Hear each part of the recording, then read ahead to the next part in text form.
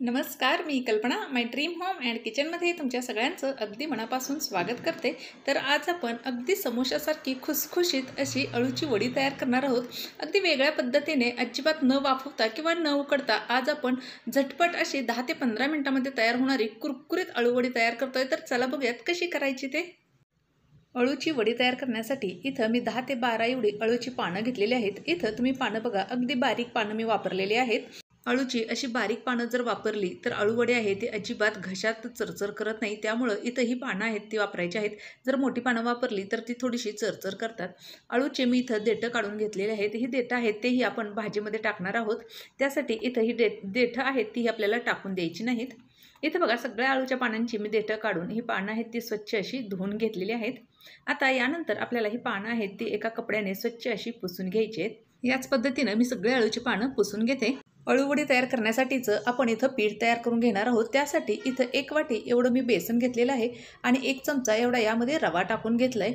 यानंतर इथं मी हिरवी मिरची, लसूण, कोथिंबीर आणि थोडासा ओवा टाकून हे मिक्सरला पाणी न टाकता बारीक करून घेतलेलं आहे आणि ही चटणी आहे ती आपण यामध्ये टाकून घेणार आहोत। पाव चमचा एवढी हळद आणि थोडंसं अर्धा चमचा एवढं लाल तिखट टाकलेलं आहे। 1 चमचा एवढा तीळ आणि चवीनुसार मीठ टाकून घ्यायचं आहे। अर्धा चमचा एवढा इथं मी ओवा टाकून थोडं पाणी टाकून आपल्याला इथं जे अळूवडीचं पीठ आहे ते तयार करून घ्यायचं आहे। इथं पीठ तयार करताना अगदी थोडं पाणी टाकून आपल्याला हे अळूवडीचं पीठ इथं तयार करायचं आहे, म्हणजे पिठामध्ये गुठळ्या अजिबात होणार नाहीत। इथं तुम्ही बघा, या पद्धतीनं आपल्याला हे पीठ आहे ते तयार करून घ्यायचं आहे। अळूवडी तयार करताना यामध्ये जर तुमची पानं जास्त असतील तर तुम्ही इथं जे आपण बेसनाचं प्रमाण आहे ते वाढवलं तरी चालेल, पण 1 वाटी बेसनाला मी इथं 1 चमचा एवढा रवा टाकलेला आहे। त्याच पद्धतीनं तुम्ही 2 वाटी बेसन असेल तर इथं 2 चमचे एवढा रवा वापरू शकता। रवा हे तुम्ही अगदी बारीक वापरलेला आहे। इथं आपलं बॅटर आहे तेही तयार झालेलं आहे आणि तुम्ही बघा, अगदी पातळ नाही किंवा खूप घट्ट नाही, या पद्धतीनं इथं हे अळूवडीचं पीठ मी तयार करून घेतलेलं आहे। हे पीठ आहे ते 5 मिनिटासाठी बाजूला ठेवणार आहोत। 5 मिनिटानंतर इथं मी पाव चमचा एवढा सोडा टाकलेला आहे आणि सोडा छान मिक्स करून आपल्याला अळूवडी लगेचच करायला घ्यायची आहे। इथं मी अळूचं पान घेतलेलं आहे आणि याच्या मागे बघा तुम्ही, अळूच्या पानाच्या मध्ये अशी जी शीर असते ती मी चाकूने काढून घेतलेली आहे।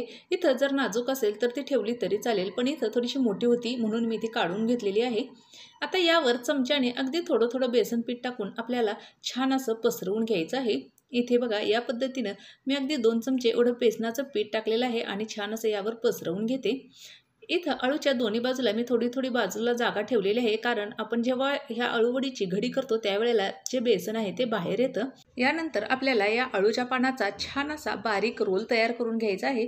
इथं होता होईल तेवढा तुम्ही बारीक रोल तयार करा, कारण आपण ज्या वेळेला ह्या अळूवड्या तेलात टाकतो त्यावेळेला तो सुटला जातो। इथं बघा तुम्ही, छान असा मी रोल तयार करून घेतलेला आहे। याच पद्धतीनं आपल्याला राहिलेल्या अळूवड्या आहेत त्या भरून घ्यायच्या आहेत। इथं तुम्हाला मी आणखी एक अळूवडी भरून दाखवते। इथं अळूवड्या आहेत त्या 3 किंवा 4च तुम्ही इथं भरून लगेच तळायला घ्यायच्या आहेत।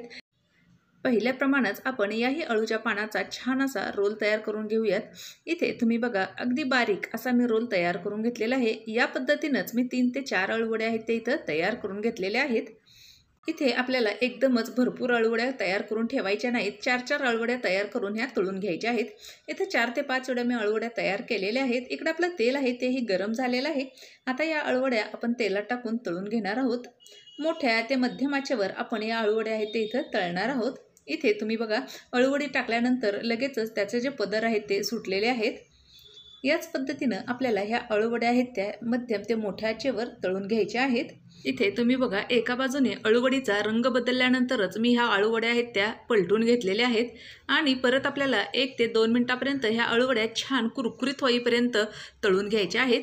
इथे त्यांचा रंग तुम्ही बघू शकताय, किती छान रंग आलेला आहे तो। दोन्ही बाजूनी याच पद्धतीनं आपण ह्या अळूवड्या आहेत त्या छान अशा तळून घेतलेल्या आहेत। तुम्ही इथे बघा, अगदी कुरकुरीत अशा आपल्या अळूवड्या आहेत त्या तयार झालेल्या आहेत। इथे या अळूवड्या आहेत त्या मी एका ताटामध्ये काढून घेते। तुम्ही इथे बघा, या पद्धतीनं जर तुम्ही एकदा ही अळूवडी कराल तर परत याच पद्धतीनं कराल। एवढी सोपी ही पद्धत आहे आणि करायलाही पटकन होते। याच पद्धतीनं राहिलेल्या सगळ्या अळूवड्या आहेत त्या मी तयार करून घेते।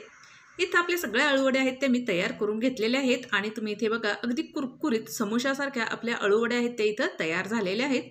ह्या अळूवड्या आहेत त्या अगदी न वाफवता किंवा न शिजवता कोणत्याही प्रकारचा झंझट न करता तयार केलेल्या आहेत। त्यामुळे ही अळूवड्या आहेत त्या घरी एकदा नक्की ट्राय करा। व्हिडिओ जर आवडला असेल तर व्हिडिओला लाईक करायला, मित्रमैत्रिणींसोबत शेअर करायला आणि आपल्या चॅनलला सबस्क्राईब करायला अजिबात विसरू नका। परत भेटूयात अशाच एखाद्या छानशा रेसिपीसोबत। तोपर्यंत नमस्कार।